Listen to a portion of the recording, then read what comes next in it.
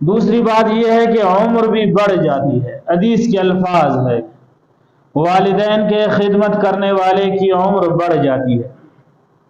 علماء کرام نے یہاں دو باتیں لکھی ہیں. ایک تو یہ ہے کہ تقدیر مبرم، اور دوسری بات ہے تقدیر معلق. اللہ تبارک و تعالیٰ کے علم میں ہے کہ فلان بندہ اپنے والدین کی خدمت کرے گا،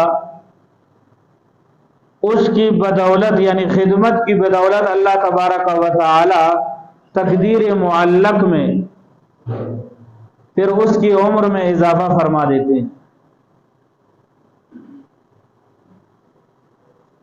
دوسری بات یہ ہے کہ عمر تو وہی ہے، مگر اس چھوٹی سی عمر میں یا اس متعین عمر میں وہ بندہ اتنا بڑا کام کر سکتا ہے کہ جتنے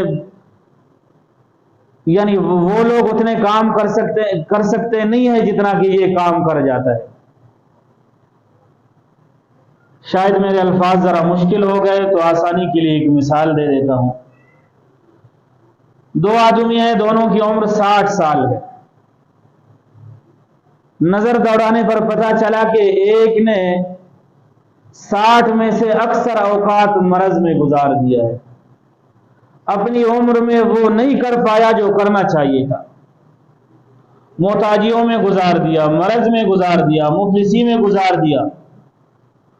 اور دوسرا آدمی جو والدین کی خدمت کرتا تھا اس نے بھی 60 سال کی زندگی گزاری، مگر اکثر اوقات وہ تندرست رہا، رزق میں برکت رہی اور محتاجی قریب نہیں آئی. تو اس 60 سال میں اور اس 60 سال میں بڑا فرق ہوتا ہے. گویا اس کی عمر میں برکت آ گئی، وہ 60 سال میں وہ کر گیا جو 100 سال میں لوگ کرتے ہیں.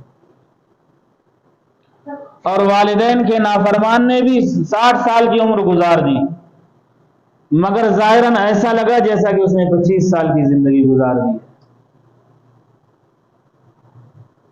پیغمبر علیہ السلام نے فرمایا کہ عمر میں بھی برکت آ جائے گی اور رزق میں بھی برکت آ جائے گی.